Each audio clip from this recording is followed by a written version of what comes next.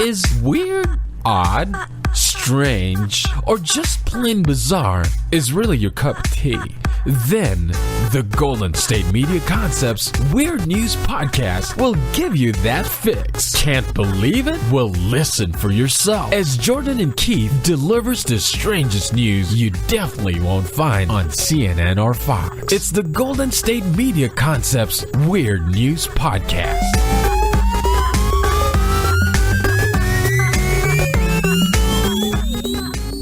You find yourself moving, traveling in a used Hyundai. You feel groggy, just woken up. You're on your way to work when all of a sudden you find a left and then a right and then a hidden road. You see sights and sounds that you're not familiar with, feelings that your body doesn't understand. You've now stepped into the Golden State Media Concepts Weird News Podcast Zone. This episode of the GSMC podcast, with weird news, of course, is brought to you by Gutman's Soup. Soup, it's just dirty water. Hey, everybody, this is Jordan, and we have an amazing show for you guys tonight. I can tell, I can feel it. I'm actually 90% sure this is going to be the show that changes your life. Yeah, ignore everything else you've seen. This is what does it for you. This is what's going to pull you out of the depth you're in. So, once again, we've had another weird news. Keith couldn't be it here. Once again, that weird wedding dimension thing. Don't tell him I'm doing the show without him. Hopefully he won't notice. But in the meantime, I've got some weird news to drop on y'all. You guys. Sorry, I went a bad route, and I realized it halfway. That wasn't going to sound cool. I thought I was going to sound cool, but then I remembered, can't pull off sounding cool. So I'm just going to settle for a slightly neurotic tone. So, if I can start off today with a new story that I think we're all waiting for us to talk about. Jordan, Keith, because Keith's not here, so we'll just do Jordan again. How come you guys haven't talked about that guy who accidentally got paid £40,000 instead of $400 and then spent it all, or mostly all of it, over the weekend with cocaine and designer clothes and gold chains and, as the list says, an electronic cigarette, which, before I break into the story, let me just go ahead and point out why. That's not that expensive. That seems like he could have bought some McDonald's, and that's not in the list. But I'm getting ahead of myself. Let me go ahead and break this all down again. More breaking down. So, this is from our good friend, a construction worker, Stephen Burke. Now, Stephen Burke did a little job, and he got paid £400. As you should for doing work. You get paid £400, and we don't argue with that system. But something different happened to Stephen and his £400. The decimal was put in a wrong area, so instead of getting paid $446.60, or pence, whatever the English like to say, with their imaginary money, instead of getting, paid there was actually 2 extra zeros to that, so it was 44, sorry. I'm already getting my head of myself. I just see numbers and I like to estimate up. 44,660. And what he did was blow all of that on designer clothes, fancy hotel rooms, cocaine. That's along the list, which I feel like that's probably another crime altogether that he's in trouble for. It's weird that that's something that's come out, and we know that, but that's not something that he's really... he's getting charged for. It's mainly the taking all the money that instead of telling somebody. He bought a new car. He got some vodka. He did some online gambling, designer clothes. Pretty much all the things you would spend money for if you had it over the weekend and, had some vices, because it seems like where a lot of this comes from is vices. So he spent all of it, and then they realized we paid way too much to that one guy. So now they're taking him to court. Stephen Burke, a little bit of hot water, but he's a construction man. That's a tough group of people. I think he's going to be okay. He thought in his defense, so not typically, not fully his fault, he thought he'd been a lucky victim of a cyber crime, which doesn't make any sense, of course. But, I mean, really, what can you do when you see 40,000, pounds? So, had this giant sum of money. Would you want to ask questions at this point? This may be the only time you're going to see 40,000 pounds in your bank account at once. and probably, once again, not true for a lot of people, but still, for a lot of people, for most people, for everybody, that's a lot of money. And while, you can just say, here's all the money back, or you can spend a chance to live it up. Now, the big problem with living it up, which was option B, the option our buddy Steven picked, is it's going to kind of end him in jail for a bit. So we hope everything gets taken care of. This was a really cool story. It's understandable. I mean, I would have probably told somebody. But if I was having like a really bad year, and this seems like a big breaking point. This seems like all right, let's do it. And if there are any millionaires out there listening, they're thinking, I'm a millionaire. I blow way more money than anyone else. I'm so good at it. No. I could spend so much more than you. And if you're thinking, well, this kid couldn't spend more than me, once again, millionaire, all that stuff. You, sir and or madam, completely wrong. I would definitely blow all of that money incredibly easy, probably within like 20 minutes, and I would have absolutely no regrets unless I had consequences and repercussions to spending someone else's money. In that case, it might feel a little bit bad. But just what an amazing weekend that's got to be. He didn't even get to spend all of it. He actually they recovered $15,000. He couldn't spend all of it, but $28,000 is still missing, and he is going to be receiving, once again, I'm going to say it, hot water for it. So once again, before we move on, let me just go ahead and say, good luck, Mr. Burke. Yeah, good luck. You tried. Living the dream's hard. But in other news, we're going to talk about something that's going to blow all of your minds. So you guys are probably just thinking, Jordan, what's going on? I want a house that's like a fantasy house. I want something that's just no one's done before, nor will they. And I think that demographic, those people, are really going to enjoy what I'm about to tell you next. There is a concept for a house that's a floating house. It floats on a river, a lake, wherever you like to float things. I don't know. I'm not your keeper. But if you can think of a place in mind, if you're closing your eyes and visualizing it, imagine just your favorite lake, and you've got a house on that lake, and you're with your sweetheart, you're with your honey, your significant other, and you're both there. Until all of a sudden, of course, you can't close your eyes and visualize a dream floating home with a dream significant other without also the dream devastating breakup that would happen. But don't worry, pessimist, that isn't just a dream. It's a reality. See, someone's invented a floating house, and whenever you break up, the house splits up as well. See, the house can split into two halves directly down the middle. And it's very cool. I recommend everyone checking this out. I mean, because there's half of a swimming pool that just gets separated. And I guess it's supposed to represent how, your whole life is falling apart and splitting up without your significant other, without your honey, without your lovely who knows. The house detaches, and you guys just both sit on either end of the house and watch each other float away in some very, very realistic metaphor. Now, while the people are still designing this house, they're hoping to have a prototype out soon, and then get some they're talking with investors, and then getting some orders in to actually make these detachable houseboats, which is really exciting. I mean, say you're this kind of poetic guy, you're very artsy, and you want something to really capture the heartbreak you're going to experience in a couple of years whenever, you've been in the house for a while when things just start falling apart. Then this is the time where you unplug the latch or whatever, how this works, and the house just starts drifting away from each other. Now, I feel like there's got to be some problems with that. Like, there should be bathrooms on both sides, of course, because if there's not bathrooms on both sides, somebody's clearly going to be the winner. And then again, you're thinking it's a lake, but if this is a long-term time, you can't just keep using the bathroom in the lake. That's impractical. It's bad for the fish. Fish hate that. But not the point. The thing is that what if there's a refrigerator and they get the freezer half and you get just the refrigerator half? Yeah, it's great for you if you have leftovers from the night before. They're screwed on that end. But once again, what if you have like Hot Pockets or something that needs to be frozen, or water bottles that you want cold immediately? Man, this detachable house, she's a real double-edged sword. But me, personally, couldn't get this house, because if I'm in a relationship and we're living in this house together, I'm constantly going to be thinking, potentially our relationship can just split apart.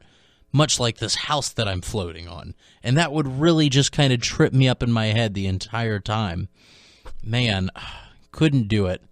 But speaking of floating houses and just floating concept, places that you live in, we have another story, but that's, of course, coming after this commercial break. So when we get back, we're going to be talking about a similar concept, a floating hotel. What? A floating hotel? Can you guys just be patient? I'm coming right back. See you guys soon. Tired of searching the vast jungle of podcasts? Now listen close and hear this out. There's a podcast network that covers just about everything that you've been searching. Hey! The Golden State Media Concepts Podcast Network is here. Nothing less than a podcast bliss with endless hours of podcast coverage. From news, sports, music, fashion, cooking, entertainment, fantasy, football, and so much more. So stop lurking around and go straight out to the Golden State Media Concepts Podcast Network. Guaranteed to fill that podcast itch. Whatever it may be. Visit us at www.gsmcpodcast.com. Follow us on Facebook and Twitter, and download us on iTunes, SoundCloud, and Google Play.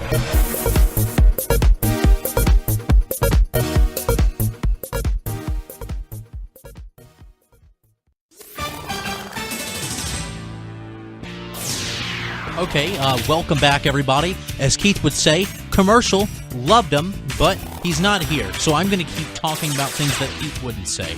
So I just talked to you guys about this cool designer house that's going to be a reality, hopefully, where whenever, you break up, you can take that into a more literal sense and just break up the whole house. Like you're tearing this home apart. Yeah, you guys get it.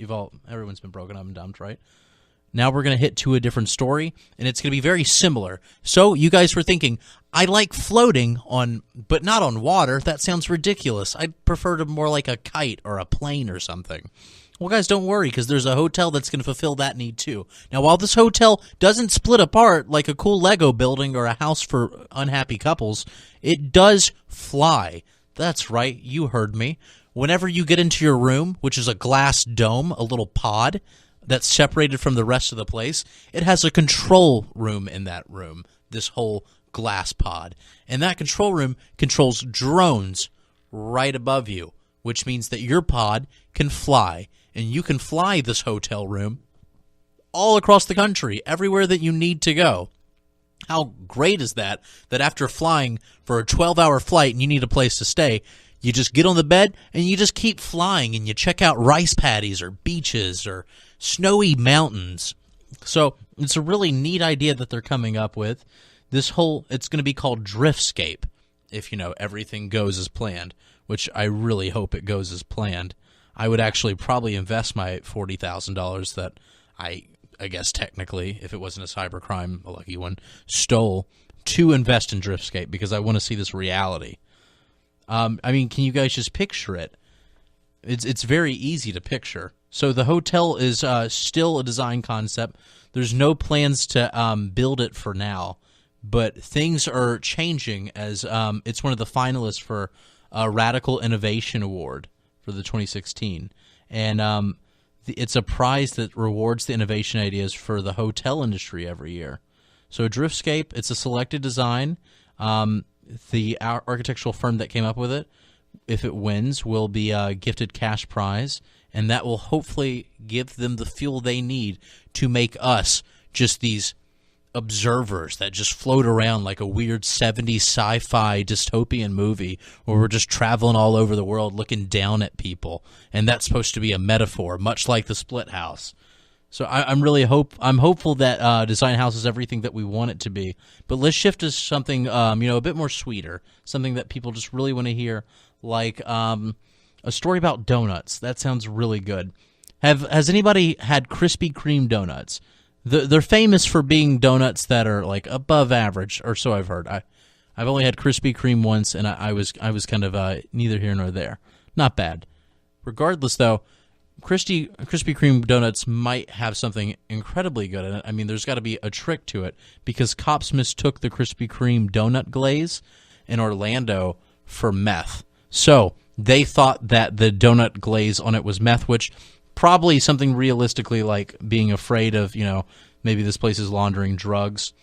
So there was a 7-Eleven that the police thought, there was a lot of drug activity going on, and someone was coming out of it, and they were speeding. They didn't come to a full stop, the things people pull you over for. So when he was pulled over, the cop was looking around his car. He said that he had a concealed weapon, so she asked him to step out of the car while she searched it. Now, or at least step out when she saw these sugary lumps on the ground. Now, when she saw the sugary lumps, she jumped to the conclusion that everybody makes when they see glaze right after coming out of a place that sells donuts. That must be illegal drugs. I mean, come on, guys. We've all been in that situation before. We've all had our suspicions with people that enjoy Krispy Kreme or any other kind of pastry. So they checked the car. They found these lumps of sugar, and the entire time the guy kept saying, "That's glazed. That's glaze from a donut. It's obviously glazed from a donut. I just picked up donuts. I've eaten." But she didn't listen to him. She did some two field tests, and they were positive for what she first thought cocaine, came out to be methamphetamine. So she arrested the man while he's saying, "This is just donuts, for the love of God, just donuts."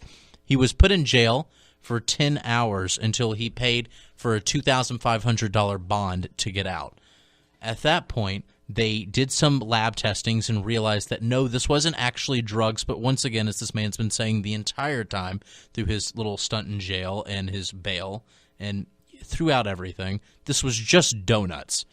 So they released the man. They've dropped all the charges, and he's currently right now suing, or, in the midst of about to sue. He's picked up a lawyer. He's lawyered up, as they say in the shows, and he is going to get his money back one way or another. At least, that's the whole plan. So they have not really said any reason on why they would have failed the field test. And when asked if failing the field test is something that, is very easy to do, they didn't really have a comment on that either. But he's expecting to kind of get some compensation for the fact that he was wrongfully arrested, which, yeah, it does seem wrongfully arrested in every sense of it. And also on top of that, he wants some compensation for the fact that he spent $2,500. I mean, was arrested for 10 hours. Everything about this sounds terrible. And it's just for liking donuts. There's already so much going on for liking donuts. You have diabetes. You get judged from coworkers every morning. There's so many things happening. And yet still, you're also getting jail time. I kind of thought as I was going into the story, though, that this was like the best possible advertisement for Krispy Kreme, that your donuts are so good that people thought that there were drugs in them. I thought that a cop came into a store, took a bite of a donut, and then immediately went, "No, there is something going on, and I want you guys to fess up what drug is inside this donut that makes it so delicious." That would have been a cute story. I mean, besides the fact that, she still went with it, arrested somebody. But, no, not a good story for Krispy Kreme. Just the fact that if you leave Krispy Kreme crumbs in a car and it hardens and solidifies, it's going to look like you broke some bad. So I'm sorry that all happened to you. I hope that things do get better. Ah, man, just for liking donuts. It makes me not want to even talk about a donut thing for at least another 3, 2, 1. Okay, so our next story, guys, is actually going to be about Dunkin' Donuts. All right, so a bit of a change of pace. We've been listening to floating houses and donuts. We're going to change it up some because we were talking about Krispy Kreme. This is going to be about Dunkin'. So you guys don't worry. A little bit of change of pace. Now, a Dunkin' Donuts employee, probably a nice guy, I had to guess. An employee sprayed Dale donuts with a cleaning solution before giving them away to a bunch of teenagers who later ate them. Now, the cleaning solution had bleach in it, so basically she sprayed Dunkin' Donuts with bleach and gave it to teenagers for free. This sounds terrible in theory, and that's because in reality it's also just as terrible. Now, while they usually give away the donuts that are getting old, which is a good way to go, I mean, right? It's waste not, want not. It's better than just putting them in the trash or feeding somebody. But these teenagers came in and kept asking if they could have the leftover donuts for free. And they denied the request, multiple times. But eventually they relented and said, "All right, kids, take the donuts." Now, why they waited to spray bleach on the donuts before they gave it back to the kids?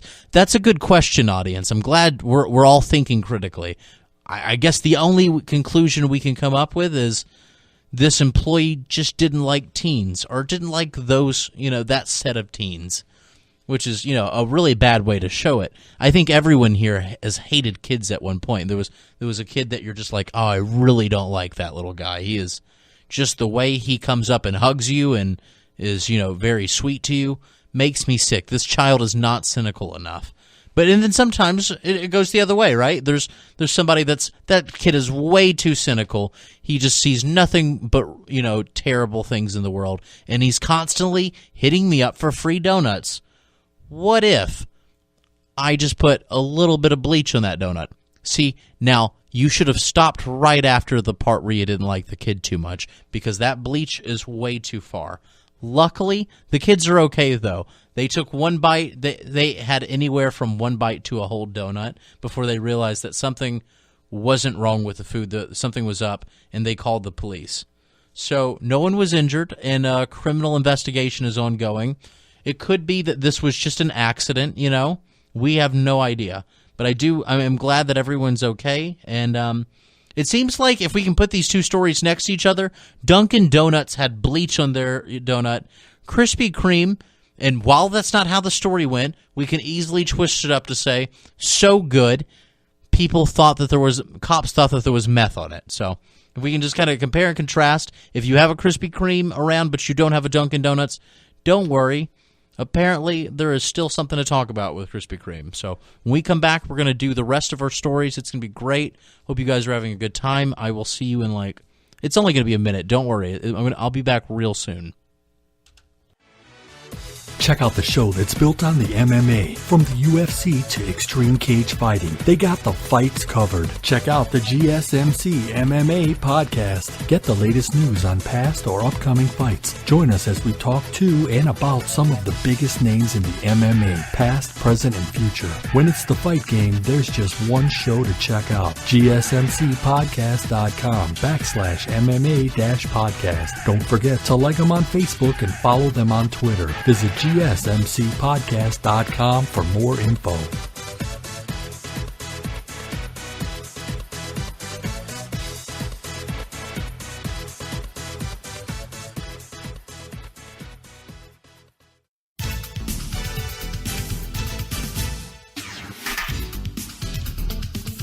Hey everybody, welcome back to the Golden State Media Concepts Weird News Podcast.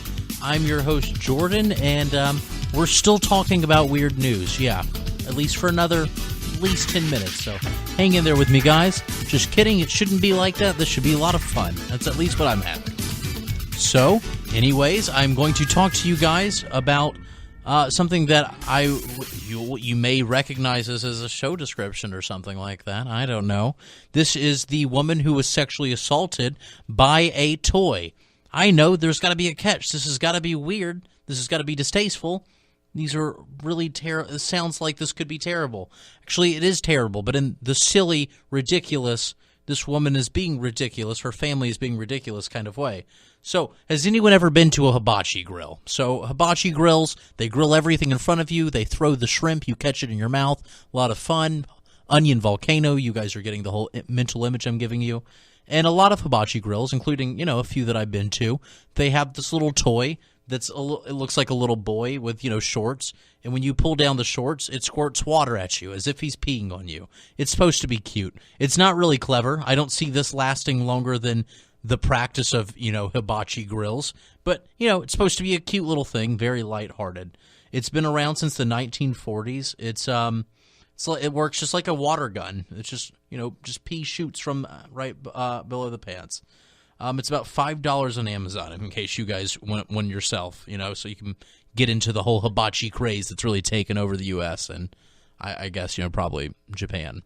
But this toy, this woman was squirted with it and did not react as well as everyone else, which I'd like to say on the best case scenario is giggling, thinking it's cute, and on a, probably everyday scenario, okay, you just squirted water on me from a a small little toy. No, she felt as though this was basically getting peed on, sexually assaulted by a child, that they had no choice. They just were shot at by this. And although it was just a toy, the message to her felt very, very clear that she was getting peed on.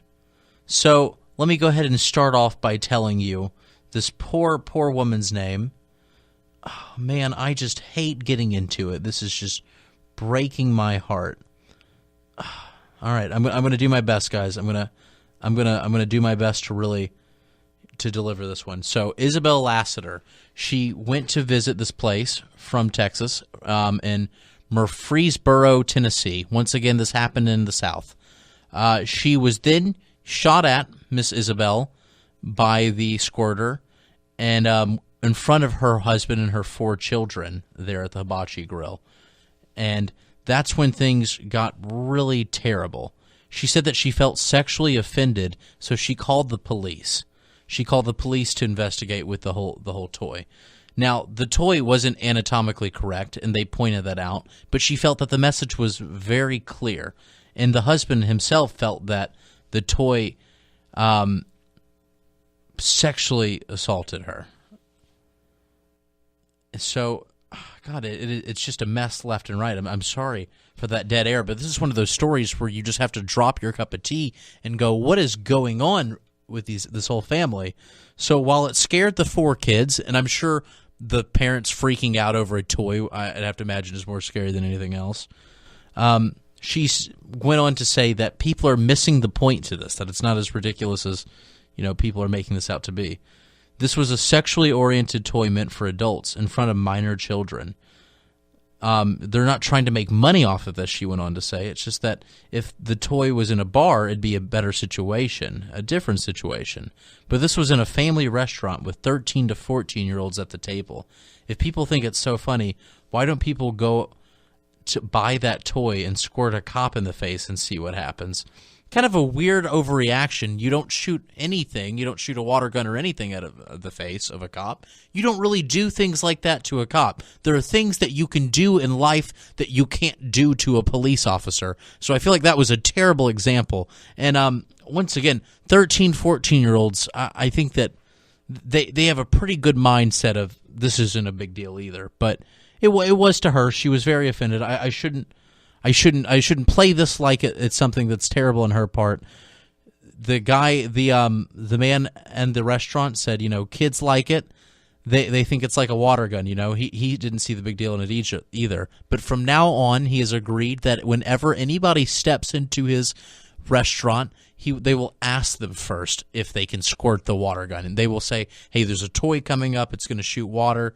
Are you guys going to be cool with this?" So he's done his best to remedy the problem, and I think that's the best you can do in a situation that doesn't seem like a big deal like that one.